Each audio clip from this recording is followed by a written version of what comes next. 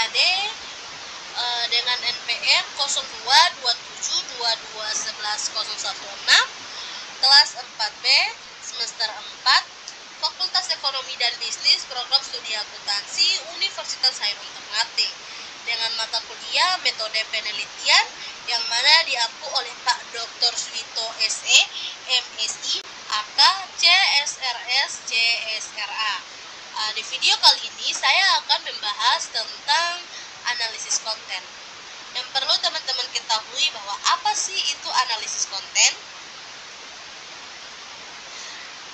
Analisis konten adalah proses sistematis untuk memeriksa, mengevaluasi, dan memahami isi dari suatu materi, baik itu teks, gambar, audio, video, atau kombinasi dari semuanya.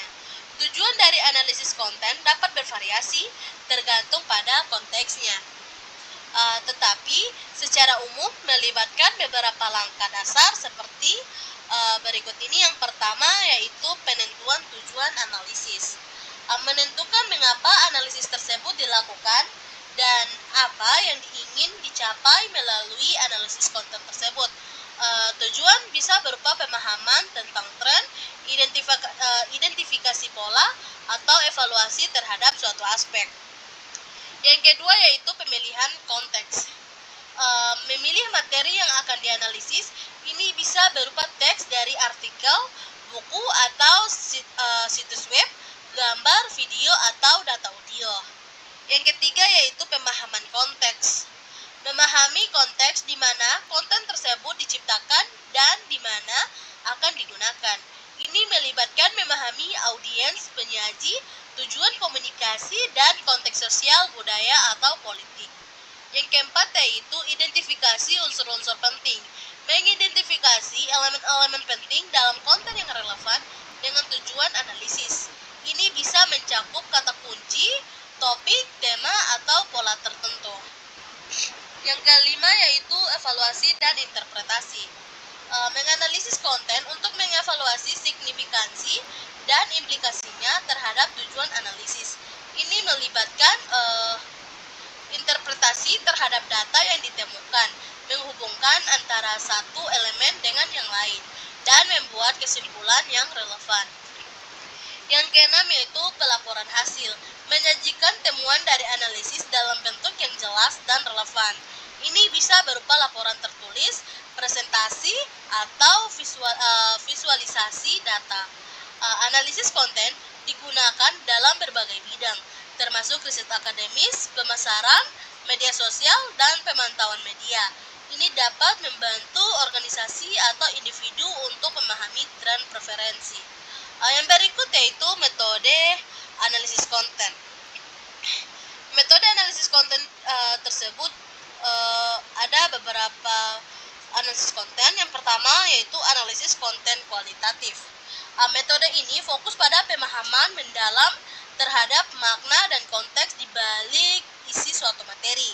Peneliti menggunakan pendekatan deskriptif untuk menggali tema, motif, dan pola yang muncul dari teks, gambar, atau data lainnya. Yang kedua yaitu analisis konten kuantitatif. Metode ini melibatkan penggunaan angka dan statistik untuk mengukur dan menganalisis distribusi dan frekuensi elemen-elemen tertentu dalam materi yang dianalisis. Ini sering digunakan dalam survei opini publik, analisis media, atau penelitian pasar. Yang ketiga yaitu analisis konten semiotik. Analisis konten semiotik, metode ini menggunakan konsep-konsep dari semiotika untuk menganalisis makna dalam lambang, simbol, dan tanda dalam materi yang dianalisis. Fokusnya adalah pada bagaimana pesan disampaikan melalui bahasa, gambar, atau simbol-simbol lainnya.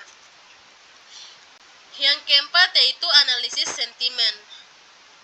Metode ini bertujuan untuk menentukan sentimen atau opini yang terkandung dalam teks atau data.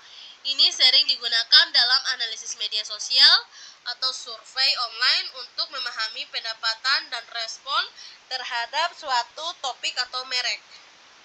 Yang kelima yaitu analisis naratif. fokus pada analisis narasi atau cerita yang terkandung dalam materi ini, melibatkan identifikasi struktur naratif, karakter, konflik, dan elemen-elemen penting lainnya untuk memahami bagaimana pesan disampaikan melalui narasi. Pemilihan metode analisis konten yang tepat tergantung pada tujuan penelitian, jenis data yang tersedia, dan konteks analisis. Seringkali kombinasi dari beberapa metode diperlukan untuk mendapatkan pemahaman yang komprehensif tentang isi suatu materi. Yang berikut yaitu langkah-langkah umum untuk melakukan analisis konten. Langkah-langkah itu pun dibagi menjadi 10. Yang pertama yaitu definisikan tujuan analisis. Tentukan tujuan Anda dalam melakukan analisis konten. Apakah Anda ingin memahami pola-pola tertentu, mengidentifikasi tren, atau menjawab pertanyaan penelitian tertentu? Yang kedua yaitu pilih materi yang akan dianalisis. Pilih materi yang relevan dengan tujuan analisis Anda. Ini bisa berupa teks, gambar, audio, video, atau kombinasi dari semuanya. Yang ketiga yaitu kumpulkan data. Kumpulkan semua data yang diperlukan untuk dianalisis. Pastikan untuk memperhatikan konteks, asal materi, dan informasi tambahan yang mungkin diperlukan untuk pemahaman yang lebih baik. Yang keempat yaitu kodekan data. Identifikasi elemen-elemen penting dalam materi yang dianalisis dan kodekan mereka sesuai dengan kerangka analisis yang telah Anda buat sebelumnya. Ini bisa berupa tema, motif, kategori, atau pola tertentu yang ingin Anda teliti. Yang kelima yaitu analisis data. Analisis data dengan menggunakan metode atau teknik analisis yang sesuai dengan tujuan Anda. Ini bisa mencakup mencari pola-pola, tema-tema utama, hubungan antara elemen-elemen, atau interpretasi makna dari materi tersebut. Yang keenam yaitu interpretasi hasil. Terjemahkan temuan analisis menjadi pemahaman yang lebih mendalam tentang isi materi. Identifikasi implikasi dari temuan Anda dan hubungkan kembali ke tujuan awal analisis Anda. Yang ketujuh yaitu verifikasi dan validasi. Verifikasi kesesuaian dan keabsahan temuan Anda dengan kembali ke data asli dan memastikan bahwa analisis Anda konsisten dengan konteks yang relevan. Yang kedelapan yaitu sajikan hasil. Sajikan hasil analisis Anda dengan cara yang jelas dan mudah dipahami. Ini bisa berupa laporan tertulis, presentasi, visualisasi, data, atau format lain yang sesuai dengan audiens Anda. Yang kesembilan yaitu refleksi dan iterasi. Refleksikan pada proses analisis Anda dan pertimbangkan apakah ada langkah-langkah yang dapat ditingkatkan atau diperbaiki. Jika perlu, lakukan iterasi pada analisis Anda untuk mendapatkan pemahaman yang lebih mendalam atau memperbaiki kesalahan. Yang ke-10 yaitu simpulkan dan sarankan tindakan lanjut. Ringkas temuan Anda dalam sebuah kesimpulan dan rekomendasikan tindakan lanjut yang mungkin perlu diambil berdasarkan hasil analisis Anda. Langkah-langkah ini dapat disesuaikan dengan kebutuhan dan kompleksitas analisis konten Anda. Pastikan untuk tetap konsisten dalam pendekatan Anda dan menjaga integritas data selama seluruh proses analisis. Yang berikut yaitu keuntungan dari analisis konten. Yang pertama yaitu pemahaman mendalam. Analisis konten memungkinkan untuk memahami isi suatu materi secara mendalam dengan memeriksa setiap elemen secara terperinci. Peneliti dapat menggali makna yang lebih dalam dan menemukan hubungan yang mungkin tidak terlihat pada pandangan pertama.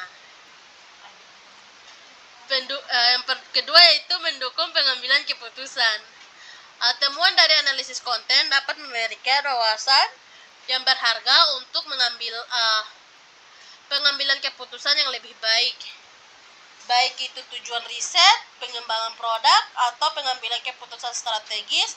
Analisis konten dapat memberikan informasi yang relevan dan berbasis bukti. Yang ketiga yaitu pemahaman terhadap audiens. Dengan menganalisis konten yang ditujukan kepada audiens tertentu, kita dapat memahami preferensi, kebutuhan, dan sikap audiens secara lebih baik. Ini dapat membantu dalam merancang pesan atau produk yang lebih sesuai dengan keinginan audiens target. Yang keempat yaitu mengidentifikasi tren dan pola. Analisis konten memungkinkan untuk mengidentifikasi tren dan pola yang muncul dalam materi yang dianalisis. Hal ini dapat membantu dalam memahami perkembangan atau perubahan dalam suatu domain tertentu dan memprediksi tren di masa depan. Yang kelima yaitu validasi hipotesis. Analisis konten dapat digunakan untuk menguji atau memvalidasi hipotesis yang ada. Dengan menganalisis bukti-bukti yang tersedia, kita dapat menentukan apakah hipotesis kita didukung atau tidak oleh data. Yang keenam yaitu evaluasi kinerja. Dalam konteks pemasaran atau komunikasi, analisis konten dapat digunakan untuk mengevaluasi kinerja, kampanye, atau pesan tertentu. Dengan membandingkan hasil analisis dengan tujuan yang ditetapkan, kita dapat menilai efektivitas dari strategi komunikasi yang digunakan. Yang ketujuh yaitu mengidentifikasi peluang dan tantangan. Dengan memahami tren, preferensi audiens, dan lingkungan kompetitif, analisis konten dapat membantu dalam mengidentifikasi peluang bisnis baru atau tantangan yang mungkin dihadapi oleh suatu organisasi. Yang kedelapan yaitu pengembangan strategis. Temuan dari analisis konten dapat digunakan untuk merancang strategis yang lebih efektif dalam berbagai konteks, seperti pemasaran, komunikasi, atau pengembangan produk. Yang kesembilan yaitu pengukuran kesuksesan. Analisis konten juga dapat digunakan sebagai alat untuk mengukur kesuksesan atau dampak dari suatu inisiatif atau kegiatan tertentu. Dengan membandingkan hasil analisis sebelum dan sesudah implementasi, kita dapat mengevaluasi apakah tujuan telah tercapai atau tidak. Yang ke-10 yaitu menginformasi penelitian lanjut. Temuan dari analisis konten dapat membantu dalam mengarahkan penelitian lanjutan atau menyediakan dasar untuk penelitian lebih lanjut dalam bidang yang sama atau terkait. Dengan demikian, analisis konten memberikan manfaat yang besar dalam membantu pengambilan keputusan yang lebih baik, memahami audiens, mengidentifikasi tren, dan mengembangkan strategi yang lebih efektif dalam berbagai konteks. Baik, mungkin itu saja penjelasan dari saya. Mohon maaf bila ada kesalahan dalam mengucap atau materi. Terima kasih. Wabillahi taufiq wal hidayah. Wassalamualaikum warahmatullahi wabarakatuh.